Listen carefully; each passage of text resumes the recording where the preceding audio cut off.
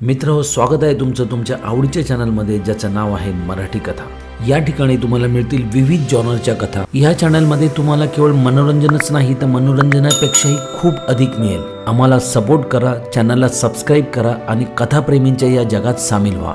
मित्र ही एक हृदयस्पर्शी काळजाचा ठाव घेणारी अशी एक रंजक कथा आहे। या कथेमध्ये वृंदाला जेव्हा समजलं की तिच्या नवऱ्याचं म्हणजे नंदूचं बाहेर अफेअर आहे, ती लगेचच आपल्या मैत्रिणीकडे म्हणजे स्वाधीनकडे तिला सांगायला आली आणि तिचा सल्ला मागायला आली। स्वाधीन तिला आता काय सल्ला देणार आणि वृंदा हे सगळं प्रकरण कसं काय हँडल करणार, तिच्या नवऱ्याला म्हणजे नंदूला पश्चाताप होईल की नाही।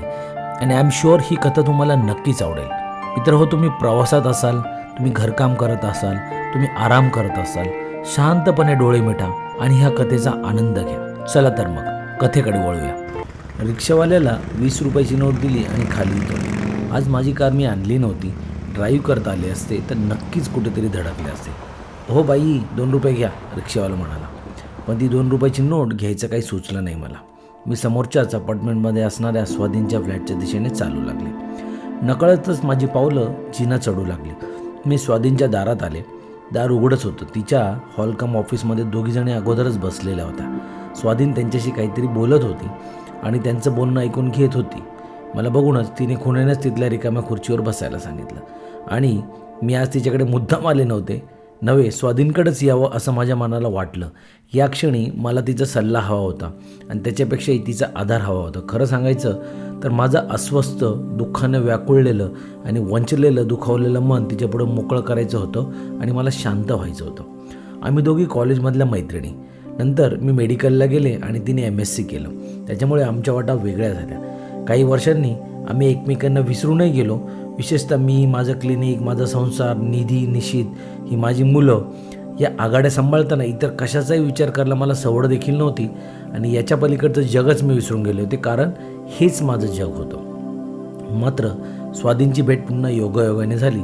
तिने काढलेली स्वाधार ही संस्था स्त्रीवर होणाऱ्या अन्यायाला तोंड देण्यासाठी, तिचे प्रश्न सोडवण्यासाठी पुढाकार घेणारी होती। तिच्या ठाम विचारांचं, कार्याचं, कणखर व्यक्तिमत्वाचं दर्शन मला होऊ लागलं। आमच्या प्रत्यक्ष भेटी वारंवार व्हायच्या नाहीत, परंतु अधूनमधून फोनवर मात्र आम्ही बोलायचो। काही व्यक्तींच्या बाबतीत असं घडतं की त्यांच्या सहवासाने आपल्यातही काही ऊर्जा निर्माण होते आणि असा अनुभव येतो। स्वाधीन त्याच्यापैकीच एक होती हे निश्चितच। खरं तर स्वाधीनच्या आयुष्यात तिची अशी फसवणूक झाली होती ना की तिच्या जागी जर दुसरं कोणी असतं तर पार मोडून गेली असती। झाडून ती जगत होती आत्मविश्वासाने। एका नामवंत कॉलेजात ती प्राध्यापिका होती। अध्यापनाशी प्रामाणिक राहून आणि उरलेला वेळ ती सर्वस्वी विद्यार्थ्यांसाठी देऊन आपल्या हक्काच्या वेळात ती स्वाधारचं काम करायची। तिला क्षणभरही वेळ नसायचा। आर्या मुक्ताची जबाबदारी त्याच्यातून दौरे असायचे, मला हे माहीत होतं। मला इथे येऊन 15-20 मिनिटच झालेली, परंतु असं वाटू लागलं की जणू तासन तास मी इथे बसून आहे। अंतरातल्या वादळाने मला अंतर्बाह्य हादरवून टाकले। एका अनाम अदृश्य काळोखाने मला त्रासले। सांगायचं तर माझं एक छोटंसं हॉस्पिटल आहे, मुलं तशी मोठी। निधी फॅशन डिझायनिंगला तर निशित मेडिकलला कराडला। घरात मी आणि माझा नवरा नंदू दोघंच। घरात रात्री झोपायला न जेवणापुरतेच असायचो आम्ही। कधी रात्री इमर्जन्सी कॉल आला की मला हॉस्पिटलला जावं लागायचं। नंदू त्याच्यावर मिश्किलपणे म्हणायचा, वृंदा तुझ्यावर रात्री देखील माझा हक्क नाही बघ। निधी, निशित मात्र अगदी 2 दिवसाची सुट्टी मिळाली तरी इकडे येतात तेव्हा घर अक्षरशः गजबजून जातं। त्यांचे मित्र मैत्रिणी, आवडीच्या पदार्थांची खास फरमाईश, जाताना सोबत फराळाचे डबे, याच्यात माझा वेळ कसा जायचं ते कळत देखील नसे। मुलं परतली की पुन्हा हेच रुटीन सुरू।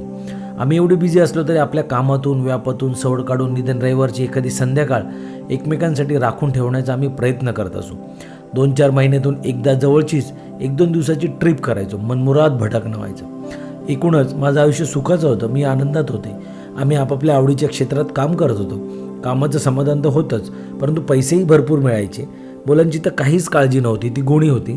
त्यांचं शिक्षण मेरिटवर चाललेलं होतं। वाटत होतं की मी किती सुखी आहे आणि अचानक माझा हा भ्रूम दूर झाला। बोल वृंदा, काय काम काढलंस? यावेळी काही नुसती मला भेटायला आलेली दिसत नाहीस तू। तुझा चेहराच सांगतोय बघ, काहीतरी बिनसलंय, समथिंग रॉंग। बोल काय बिनसलंय? स्वाधीन म्हणाली। स्वाधीनच्या या आपुलकीच्या शब्दांनी माझा संयम ढासळला। आधीच भरून आले डोळे वाहू लागले। शांत हो बघू, रडू नकोस, काय झालं ते मला आधी सांग। स्वाधीन माझ्याजवळ येऊन माझ्या पाठीवर हात ठेवत म्हणाली, नंदूने मला फसवलंय ग। मला स्वप्नातही त्याच्याबद्दल असं वाटलं नव्हतं। मी म्हणाले. डोळे पुसून मी कसं बसं सांगितलं. एक कुशल डॉक्टर असलेली 40शीची परिपक्व विचारांची मी स्त्री, परंतु या क्षणी मी नुसतीच एक वंचिता होते. फसवलं म्हणजे? अगं, त्याचे आणि त्या मोनाचे, माझे याच्यापुढे शब्द ओठांआडच अडले. हे घाणेरडे सत्य उच्चारताना मी थांबले.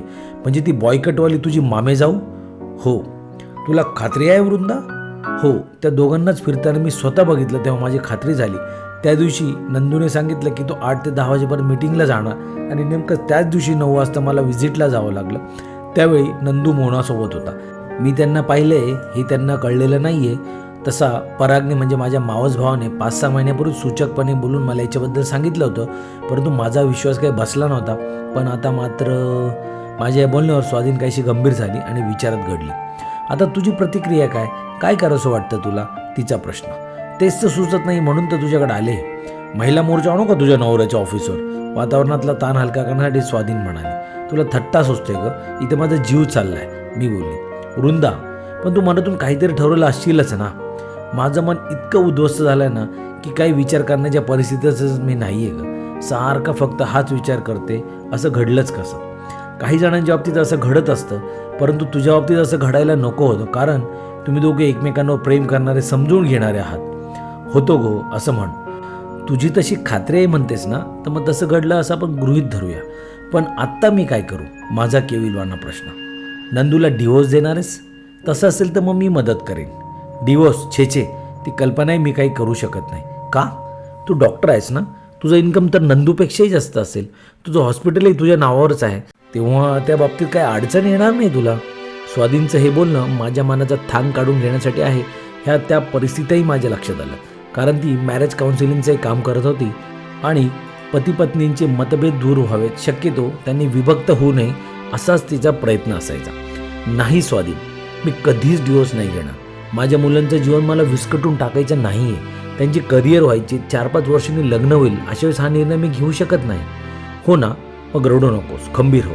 आहे त्या परिस्थितीत बदल कसा होईल किंवा नंदूचं वागणं कसं बदलेल यासाठी प्रयत्न करून बघ. स्वाधीनच्या या बोलण्याने माझं काही फारसं समाधान झालं नाही, कारण गेले काही दिवस मी भयान मनस्थितीत काढले होते आणि याच्यापुढे काही झालं तरी माझ्या मनाची जखम काही भरून निघणार नव्हती. घरी परतले तेव्हा 3 वाजून गेलेले. आज दुपारचं जेवण न घेताच त्यावेळेत मी स्वाधीनकडे जाऊन आले होते. जेवणाची इच्छा तर नव्हतीच मुळे. कब्बर चहा घेतला, डोकं जड झालं म्हणून एक टॅबलेट घेतली आणि हॉस्पिटलमध्ये आले. नंतर घरी आले तेव्हा रात्रीचे 10 वाजत आलेले. नंदू आज सकाळीच नाशिकला गेला. त्याच्या असोसिएशनची मीटिंग होती. इच्छा नव्हती, पण सकाळपासून मी जेवलेच नव्हते, त्याच्यामुळे खूप थकवा वाटू लागला. सकाळची भाजी आणि पोळी खाऊन मी बेडवर पडले. डोळ्यातली झोप केव्हाच ओढून गेलेली. मी नुसते डोळे मिटून घेतले. जखमी पाखरासारखी वृद्ध तडफड मिटल्या डोळ्यांपुढे अनेक चित्र सरकू लागली. माझे बाबा प्रख्यात सर्जन होते. मी व सुबोधने म्हणजे माझ्या भावाने डॉक्टर हो अशी त्यांची इच्छा होती आणि आम्ही ती पूर्ण केली. माझी वहिनी डॉक्टरच होती, परंतु माझ्या मैत्रिणीचा भाऊ असलेल्या नंदूच्या प्रेमात मी पडले आणि काहीशा हट्टानेच त्याच्याशी लग्न केलं. बाबा मात्र नाराज होते. नंदू डॉक्टर नव्हता हे त्याचं मुख्य कारण होतंच, पण का कोण जाणे, त्यांना मनातून नंदू काही फारसा आवडलेला नव्हता. नंदू व मी जणू एकमेकांसाठीच होतो. नंदूला सोडून त्याच्या आवडीचा एखादा पदार्थ खाणं, एखादा सुरेख कार्यक्रम बघणं किंवा ट्रिपला जाणं किती जीवावर यायचं आपल्याला. त्यासाठीच आमच्या मेडिकल असोसिएशनची 10 दिवसाची सिंगापूर ट्रिप देखील मी कॅन्सल केली. जायचं तर मग दोघांनी जायचं असं ठरवून.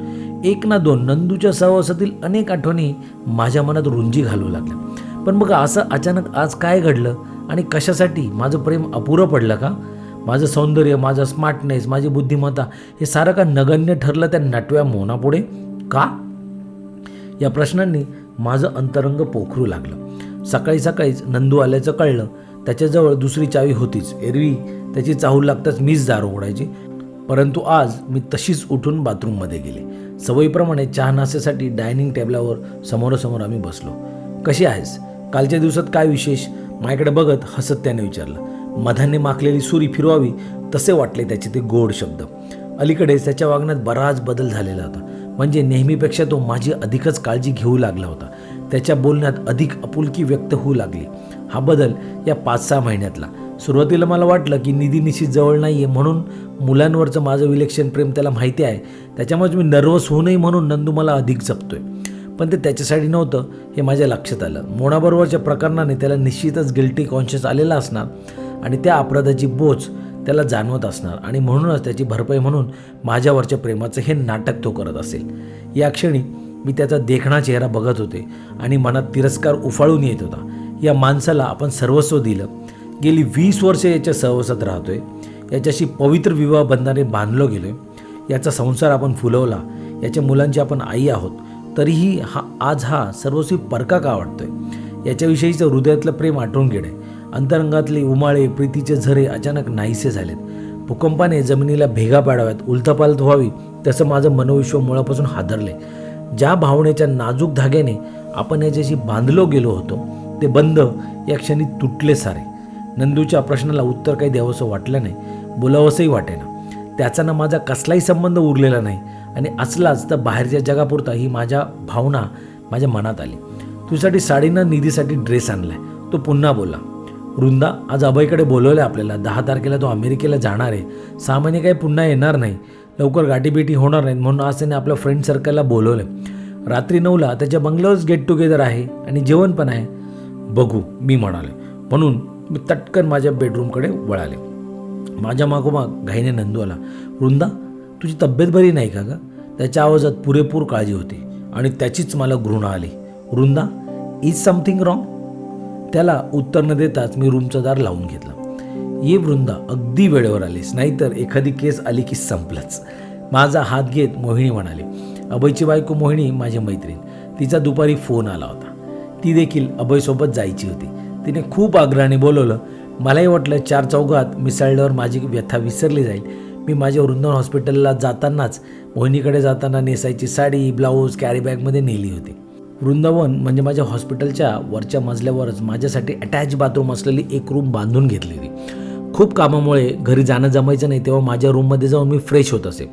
रात्री पहाटेची केस असेल तर 1-2 तास तिथे विश्रांती घ्यायची. एक सिंगल बेड, ड्रेसिंग टेबल, 2 खुर्च्या, वॉल टू वॉल कार्पेट आणि समोरच्या भिंतीवर माझ्या आवडीचं पोर्ट्रेट. माझ्या त्या रूममध्येच होऊन मी आता इथे आले होते. Oh Vrinda, how sweet of you. आणि काय स्लिम झालीस ग तू. कसं काय जमलं तुला? 3-4 महिन्यापूर्वी भेटलो होतो तेव्हा अशी नव्हतीस तू. माझं बघ, किती ट्राय केला तरी माझं वजन 100 ग्रॅम देखील काही कमी होत नाही, उलट दरवेळेस वाढतच असतं. म्हणून अलीकडेच मी वजन बघायचं सोडून दिले. तुझं काय सिक्रेट आहे ते तरी सांग. बडी बडी मोहिनी मला बघून म्हणाली. त्यासाठी भरपूर काम करावं लागतं म्हटलं. आराम करून कशी स्लिम होणार, मी तिला म्हटलं. खरं तर गेल्या 2-3 महिन्यात माझं वजन एकदम कमी झालं होतं, पण त्याचं सिक्रेट काय हे काय मी मोहिनीला कसं सांगू शकणार? त्याचं श्रेय नंदूला न मोहनालाच दिलं पाहिजे. गरमागरम सूपचा बाऊल घेऊन मी मोहिनीजवळ बसले. वृंदा, नंदू आला नाही अजून? जवळ येऊन अभयने विचारलं. मी हॉस्पिटलमधून इकडेच आले, येईल तो, मी उत्तर दिलं. तेवढ्यात नंदू आलाच. अभयशी बोलून तो माझ्या शेजारच्या चेहऱ्यावर बसला. त्याच्या मित्रांना टाळून आणि कितीही लपवण्याचा प्रयत्न केला तरी त्याच्या चेहऱ्यावरची विमनस्कता काही लपत नव्हती. वृंदा, तो हळूच म्हणाला. हो, मी इथे त्याला टाळू शकत नव्हते आणि 4 चौकात मला तसं दाखवायचं नव्हतं. सकाळी तू एकदम त्या गोष्टी इथे नकोत, अभय बोलवतोय, चल. म्हणून मी उठलेच आणि आम्ही ग्रुपमध्ये मिसळलो. आज मी खूप बोलत होते, हसत होते, जोक सांगत होते. मलाच आश्चर्य वाटलं. माझं हे वागणं नेहमीसारखं नॉर्मल नाही हे मला कळत होतं, पण आतलं दुःख लपवण्यासाठी असा मुखवटा मला हवाच होता. कितीतरी दिवसांनी आज मी मनापासून जेवणाचा आस्वाद घेत होते. मोहिनीचा आग्रह चालला होता. माझ्या आवडीची पालक भाजी होती. नकळतच मी आवडीने जेवत होते आणि त्या सर्व मित्रमैत्रिणींच्या सहवासात बरं वाटत होतं. 12 वाजून गेले आणि आता निघायला हवंच होतं. सकाळी उठायला उशीर झाला तर हॉस्पिटलमध्ये जायला उशीर झाला असता. झोप जरी येत नव्हती तरी बेडवर पडल्या थकलेल्या शरीराला विश्रांती मिळत होती. माझ्या कारमागेच नंदूची कार होती. वॉच घेऊन कपडे बदलून बेडवर आले. हात लांबवून लाईट ऑफ केला. नंदूने माझ्या केसांना स्पर्श केला. वृंदा, नंदू प्लीज, मला झोप आली आहे, मी म्हणाले. तो भांबवल्याचं मला कळलं. माझ्याकडून अशी प्रतिक्रिया त्याला अपेक्षित नव्हती. वृंदा, त्याने पुन्हा प्रयत्न केला. मी त्याच्याकडे पाठ फिरवली. माझ्या डोळ्यात पेटलेलं पाणी उभं भावनांचा दगड झाला आहे. इथे आता काही पाझर फुटणार नाही असं वाटतंय. मी डोळे मिटून घेतले, पण नंदूचा जोरजोराने चाललेला श्वास मला जाणवला. तो माझ्या शेजारीच होता, परंतु आमच्यात कधीही न सरणारं अंतर पडलेलं होतं. नंदूने लाईट ऑन केला. काही क्षण तसेच सरकले. अस्वस्थपणे तो उठून बसला. वृंदा, काय झालंय तुला? काही झालेलं नाही आहे मला. माझा आवाज मलाच ओळखू आला नाही, इतकी बेरुखी त्याच्यात आलेली. मग तू असं, हे बघ नंदू, माझा वेळ घेऊ नको, सकाळी लवकर उठायचं मला. वृंदा, तुझा काही गैरसमज झाला का? छे, मी गैरसमज करून घेणारी नाही हे तुला ठाऊक आहे. माझी पूर्ण खात्री झाल्याशिवाय मी तसं काही बोलत नाही. कशाची खात्री? तो डरपोकासारखा ओठातल्या ओठात पुटपुटला. हीच तुझ्या आणि मोनाबद्दलची. काहीतरीच काय? नाही, मी प्रत्यक्ष डोळ्यांनी बघितलं आहे तुम्हाला. पुन्हा काही क्षण मृत्यूसारखी भीषण शांतता. I am sorry Vrinda. वाह, सॉरी म्हणून सगळ्या गुन्ह्यांना माफी मिळते असं वाटतं का तुला? अगं मी चुकलो, त्याच्याबद्दल मला काहीच म्हणायचं नाही. मी विचारलं का? वृंदा, मोनाच्या वागण्यात नेहमीच एक आव्हान होतं आणि त्याचा मला मोह झाला. पण तुझ्या दृष्टीने सगळं सोपं आहे रे. किती सोपं. पण माझ्या दृष्टीने हा विषय मी संपवला आहे. मी काही डिवोर्स घेणार नाही, कारण निश्चित निधीचा हित मला बघायचं आहे आणि तुला जर डिवोर्स हवाच असेल तर मी देईन. ओके? ज्या कडवटपणाने बोलणं संपलं तशीच रात्रही. आमच्या घरात 4 बेडरूम्स आहेत. आमची, निश्चित निधीची आणि गेस्ट रूम. मुलं अधूनमधून येतात म्हणून त्यांची रूम न वापरता मी त्या रात्रीपासून गेस्ट रूममध्ये झोपू लागले. आता हा संसार मला आपला वाटतच नव्हता. नंदूचं आणि माझं कामापुरतं बोलणं व्हायचं, म्हणजे मला इच्छा नव्हती. माझ्यातला जीवनरस पार आटून गेला. नंदूची आनंदी वृत्ती, त्याचा उत्साह, त्याचं देखणेपण सगळंच मावळून गेलं ग्रहण लागलेल्या चंद्रासारखं. निधी निश्चितला उन्हाळ्याच्या सुट्ट्या लागल्या. काल तर सुट्टी लागलीच रात्रीच्या गाडीने निघून आज सकाळीच ते इथे आले. केव्हा एकदा घरी येऊ असं त्यांना वाटत होतं. त्यांना आमची ना घराची फार ओढ आहे. आल्या आल्या गळ्यात पडून निधी म्हणाली, मम्मा केवढी खराब झाली आहेस का तू? खूप काम करतेस का? अजून एक असिस्टंट ठेव हॉस्पिटलमध्ये. आणि पप्पाही तसे. इतक्या वर्षात असे वीक झालेले मी बघितलं नाही त्यांना. आणि काय हो पप्पा? निधी निश्चित नंदूकडे बघत म्हणाले, अरे बेटा, मला 8 दिवस ताप आला होता, त्याच्यामुळे. नंदूने सांगितलं. मुलांना पाहून त्याच्या चेहऱ्यावर टवटवी आली. शिळ्या फुलांवर पाणी मारावं तसं मला वाटलं. मुलांसमोर आमच्यातल्या बेबनावाचं प्रदर्शन करणं योग्य नव्हतं, म्हणून मी नंदूशी बोलत होते. मम्मा, उद्या तुमच्या लग्नाचा वाढदिवस आहे ना? यावेळी तो वेगळ्या पद्धतीने साजरा करायचा असं आम्ही दोघांनी ठरवलं आहे. काय गे निधी? निश्चित उत्साहाने बोलत होता.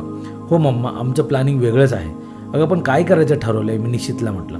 ते नाही सांगणार, आम्ही सरप्राईज देणार आहोत, तो म्हणाला. बरं आहे बाबा, मी म्हटलं. या सगळ्या काळजाच्या तुकड्यांसाठी वाटेल ते दिव्य करण्याची तयारी होती माझी, आणि त्याच्यासाठी पूर्वीचा मुखवटा चढवणं आवश्यक होतं. आता त्यांच्याशिवाय या जगात माझं कोण होतं? त्यांच्या या बोलण्याने माझे डोळे पाणावले आणि लाल झाले. हे काय मम्मा, काय झालं तुला? समथिंग इज रॉंग मम्मा. नाही रे, मागापासून माझ्या डोळ्यात काहीतरी खुपतंय. आय वॉश घेतला पाहिजे म्हणून निघून जाईल ते. उठून मी बेसिनजवळ जात म्हटलं. मुलं आली तशी महिनाभर राहिली, मग 4 दिवस माथेरानला जाऊन आली. निधी माझ्याशी अधिक मोकळेपणाने बोलते. नाही म्हटलं तरी 18 वर्षांची मुलगी मैत्रिणीसारखीच वाटते. जाताना मला मिठीत घेत ती म्हणाली, मम्मा, यावेळी घरातलं वातावरण मला काहीतरी वेगळंच वाटतंय. तुझं ना पप्पांचं काहीतरी बिनसलं आहे का असं मला वाटते आणि भीती वाटते ग. निधी बेटा, काळजी करू नकोस. पोचल्यावर फोन कर. आणि तुला डिझायनिंगच्या ड्रेससाठी मटेरियल घ्यायचं आहे ना, त्यासाठी मी 5,000चा ड्राफ्ट पाठवते. मेसचं जेवण जात नाही ना तुला, म्हणून रोज दूध आणि फळं कंपल्सरी घे जा आणि जपून राहा. निश्चित तर मित्रात रमला होता, परंतु त्यालाही खटकलं होतं. जाताना दोघेही शंकित होऊनच गेले. माझा नाईलाज झाला. रुटीन सुरू झालं. आमच्या दोघांचं घराच्या समांतर रेषेसारखं राहणं. अलीकडे तर कित्येकदा मी वृंदावनच्या वरच्या रूममध्ये झोपायची. रात्री डिलिव्हरीची केस झाली की तिथेच झोपायची. पूर्व रात्रीचे 2 वाजले तरी मी घरीच यायची. आता ती ओढ कुठे राहिली होती? मला इथंच बरं वाटायचं, परंतु जगासाठी अधूनमधून घरी जायची. त्या दिवशी मी घरीच होते. अंघोळ आटपून तयार होऊन ड्रेसिंग रूममध्ये आले आणि मुलं गेल्यापासून आम्ही एकत्र नाश्ता काही घेतला नव्हता. नंदूने नुसताच चहा घेतला. तो पेपर वाचत बसलेला होता. मग दुधात मी कॉफी घातली आणि ती प्यायली. शांताबाईंनी उपमा करून ठेवला होता आणि त्या गेल्या, कारण 9 नंतर घराला कुलूपच असतं. त्या सकाळी 7 वाजता येऊन स्वयंपाक पोळ्या करून ठेवून नाश्त्याचं तयार करून डायनिंग टेबलवर मांडून जायच्या. काही दिवसांपूर्वी असं मात्र नव्हतं. मी त्यांच्याजवळ तेव्हा घराची चावी दिली होती. सकाळी त्या येऊन जायच्या. 1 वाजता येऊन पुन्हा नंदू यायच्या वेळेला ताजा स्वयंपाक गरम पोळ्या करायच्या. त्यावेळी मीही बहुतेक हॉस्पिटलमधून यायची आणि जेवण करून एकदमच आम्ही बाहेर पडत असू. अलीकडे मात्र मी शांताबाईंना सकाळी एकदाच येऊन जेवण करून जायला सांगितलं. फक्त निधी निश्चित आली तेव्हा शांताबाई दिवसभर इथेच असायच्या. मुलांच्या आवडीचं जेवण, नाश्त्याचे पदार्थ त्या करायच्या. आता पुन्हा ते बंद झालं. कॉफीचा मग संपवला. हॉटबॉक्समधला उपमा न खाताच मी तशीच उठली. वृंदा, चूक झाली ग माझी. तू स्वतःला का शिक्षा करून घेतेस? प्लीज, मी तुझा विश्वासघात केला, त्याचं फळ मला मिळालं. एखाद्या भूतासारखा या घरात एकटाच असतो मी, पण तू अशी अर्धपोटी जाऊ नकोस. त्याच्या डोळ्यात पाणी तरळलं. क्षणभर माझं मन हेलावलं, परंतु वंचनेने पोळलेल्या मनातून उठाणावर उद्गार आले. ही शिक्षा भोगते आहे माझ्या नशिबामुळे. त्याच्याकडे न बघताच मी निघाले. त्या दिवशी मला स्वाधीनला भेटावंसं वाटलं. फोन केला. ये वृंदा, आज मी निवांत आहे, नक्की ये. स्वाधीनकडे पोचले तेव्हा मी एकटीच होते. आर्या स्कूलमध्ये गेलेली आणि मुक्ताला बाबा गाडीत घालून आयाने खालच्या बागेत फिरायला नेलं होतं. बैस, काय म्हणतेस? खूप अशक्त झाली आहेस. ठीक आहे ना सगळं? तसं ठीकच आहे ग. माझं सुखदुःख मी संपवून टाकलं आहे. खरं सांगू का, आता अशा नंदूचा रागही येत नाही मला. स्वाधीन जिथे प्रेम असतं ना त्याच्यावरच आपण रागवतो, परक्यावर आपण रागवतो का? त्याच्या वागण्यात काही फरक पडला का ग? का पुन्हा खरं सांगायचं म्हणजे तो खंतवला आहे, त्याला पश्चाताप झाला आहे हे जाणवतं आहे. मी त्याला अशी तोडून टाकेन असं त्याला स्वप्नातही वाटलं नसेल. अशा परिणामाचा विचारच त्याने केला नसावा. काही असो, पण तो शर्मिंदा झाला आहे. त्याने आपली चूक कबूल केली. आणि परवा मुलं होती तेव्हा स्वाधीनने विचारलं, निधी निश्चित होती ना तेव्हा महिनाभर मी पूर्वीसारखंच वागण्याचं नाटक केलं, तरी देखील त्यांना जाणवलंच. निश्चित आणि निधी जाताना तसं म्हणाली देखील, पण मी काय करू ग? माझं मन इतकं उद्ध्वस्त झालं आहे ना की ते परत जुळणं शक्यच नाही. वृंदा, अगं तुझी मुलं मोठी झाली आहेत, त्यांच्यासाठी तर तू डिवोर्स घेणार नाहीस. आणि असं राहूनही जर मुलांना तुमच्याबद्दल कळलं तर त्यांच्या मनाची स्थिती काय होईल? त्यांना आधारहीन वाटेल, त्यांच्या भावरुंजींना सुरुंग लागेल. मग तू त्यांच्यासाठी जगते आहेस आणि तुझ्या अशा वागण्यामुळे त्यांची आश्वासकता, घराची ओढ व तुम्हा दोघांविषयीचं प्रेम नाहीसं झालं तर त्याचे परिणाम वाईट होतील आणि तू मुलांना गमावून बसशील.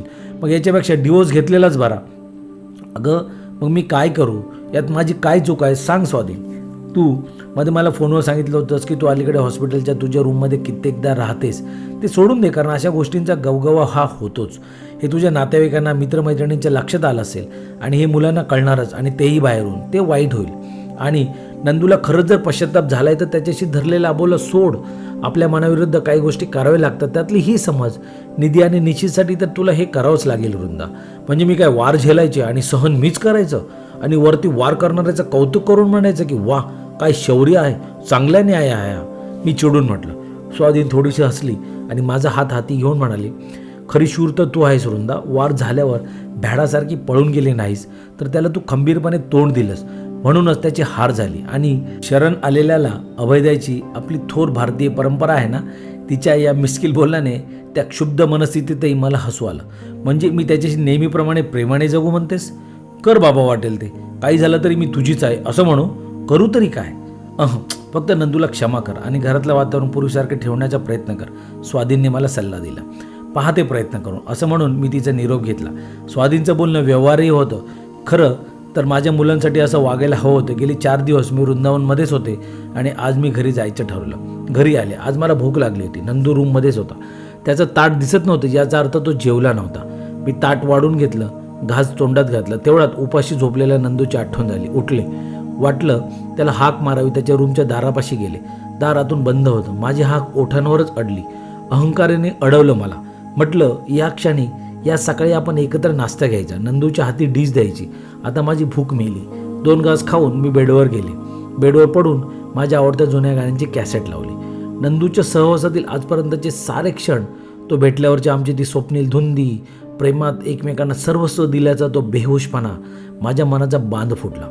मिटल्या पापण्यातून आसवांच्या लढी वाहू लागल्या. कधी अशी मी रडलीच नव्हते. कोंदलेलं आकाश बरसल्यावर मोकळं व्हावं तसं झालं आणि माझं मन हलकं झालं. स्वाधीनच्या म्हणण्याप्रमाणेच उद्यापासून वागायचं असं ठरवलं आणि मला झोप लागली. कित्येक रात्रीनंतर सकाळी नेहमीपेक्षा मी लवकर उठले. कितीतरी दिवसाच्या नंतर मी हॉल व्यवस्थित आवरला आणि बागेत जाऊन ग्लॅडिओलाच्या निळसर व पिवळ्या फुलांनी लगडलेल्या दांड्या खुडल्या. त्याला शोभेशी पामची पानं तोडून माझ्या आवडत्या कॉपरच्या फ्लॉवर पॉटमध्ये त्यांची रचना केली. तेवढ्याने हॉलचं रूप पालटलं. प्रसन्न झालं. तेवढं शांताबाई आल्याच. नाश्त्यासाठी व्हेजिटेबल पराठे करायला सांगितलं. नंदूच्या खास आवडीचा पदार्थ होता तो. नंदू चहाचा कप घेऊन सोफ्यावर बसला. शांताबाईंनी केलेला गरम पराठा मी डिशमध्ये घेतला आणि त्याच्यावर लोणी लावून बाजूला सॉस घालून डिश घेऊन मी त्याच्याजवळ आले आणि म्हणाले, नंदू पराठा घे, अगदी गरम आहे, तुला आवडतो तसा. त्याने माझ्याकडे अविश्वासाने बघितलं. मी त्याच्या हाती डिश दिली. त्याच्या डोळ्यातला आनंद, आश्चर्य, कृतज्ञता, प्रेम या भावना वाचता येण्यासारख्या स्पष्ट दिसल्या मला. वृंदा, हा इतके शब्द त्याच्या ओठातून बाहेर पडले आणि त्याचा चेहरा कसनुसा झाला. त्याच्या हातातली डिश कार्पेटवर पडली आणि त्या क्षणी तो सोफ्यावरून खाली पडला. घामाने त्याचं अंग डवरून गेलं. या अनपेक्षित प्रकाराने मी घाबरले. माझ्या काळजाचा ठोका चुकला. प्रसंगाचं गांभीर्य मी डॉक्टर असल्याने मला तत्काळ कळलं. शांताबाईंना स्वयंपाकघरात आवाज आल्याने त्या हॉलमध्ये आल्या. त्यांच्यातनं माळ्याच्या मदतीने मी नंदूला वृंदावनमध्ये आणलं. घरून निघतानाच डॉक्टर दलालांना फोन केला होता. आम्ही पोचेपर्यंत तेही आले.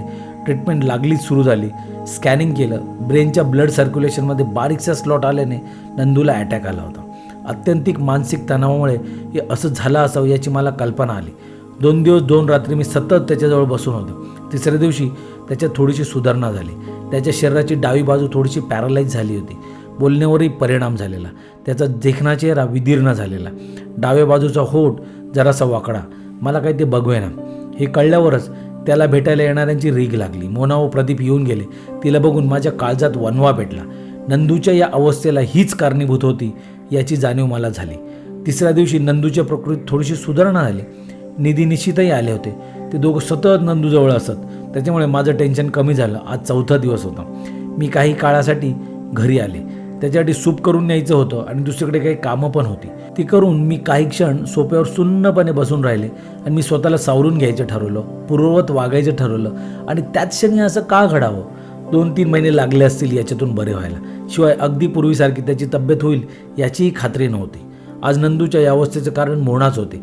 माझ्या संसाराला सुरुंग लावणारी तीच होती आणि तिच्यामुळेच इतकं सारं घडेल ती मात्र मजेत फिरत होती. काल हॉस्पिटलमध्ये आली तेव्हा तिच्या चेहऱ्यावरती मेकअप, गळ्यात नव्या फॅशनचा मंगळसूत्र, अंगावर तलम सिल्कची साडी अशा थाटात ती आली होती. आपल्या नवऱ्याबरोबर मिरवत होती. तिचा लाडीक चेहरा, चंचल डोळे, मनमुक्त हसू माझ्या डोळ्यांपुढे पुन्हा पुन्हा येऊ लागलं. मनाला जखमी करू लागली. मी बेभान झाले. फोन उचलला. कोण? मोना? हो मी वृंदा बोलते. कशी आहे नंदूची तब्येत? ती म्हणाली. सुधारणा होईल पण हळूहळू 3-4 महिने तरी लागतील त्याला बरं व्हायला. एवढी ट्रीटमेंट देऊनही माझा पूर्वीचा नंदू मला तसाच मिळेल की नाही सांगता येणार नाही. हां, ती म्हणाली. आता तू असं कर, रोज दुपारपर्यंत मी हॉस्पिटलच्या कामात असते ना, ते सोडून कसं चालेल मला? त्यावेळी नंदूची शुश्रूषा करायला मला सवडच नसते. तेव्हा रोज 4-5 तास तू वृंदावनमध्ये येत जा आणि त्याचं फिडिंग, औषध देणं वगैरे बघत जा. मी करू हे? का जमणार नाही का तुला? त्याचं काय आहे म्हणा. नाहीतरी नंदूच्या प्रेमातली तू माझी भागीदारी झालेलीच आहेस ना. मग त्याच्या आजारपणातही तू माझी पार्टनर हो ना. कळलं? मी तुला थोडीच येऊ देणार होते पण तिला अपमानित करायचा माझा हेतू साध्य झाला होता. दंगलीत कोणी रॉकेलचे पेटते बोळे टाकावे तसे माझे शब्द तिकडे आणि पलीकडे सुन्न शांतता. प्रदीप तिथेच होता कारण मोनाने धरलेल्या रिसिव्हरमधून त्याचे शब्द मला ऐकू आले. कोणाचा फोन आहे मोना? आणि बोलत का नाहीस? Is something wrong? मित्र हो, कहाणी इथेच संपली. तुम्हाला जर कहाणी आवडली असेल तर कथेला लाईक करा, आपल्या मित्रांसोबत शेअर करा आणि बेल आयकॉन प्रेस करा. म्हणजे तुम्हाला अशाच कथा तुमच्या इनबॉक्समध्ये सतत मिळत राहतील. आणि चॅनलला सबस्क्राईब करायला मात्र विसरू नका. धन्यवाद.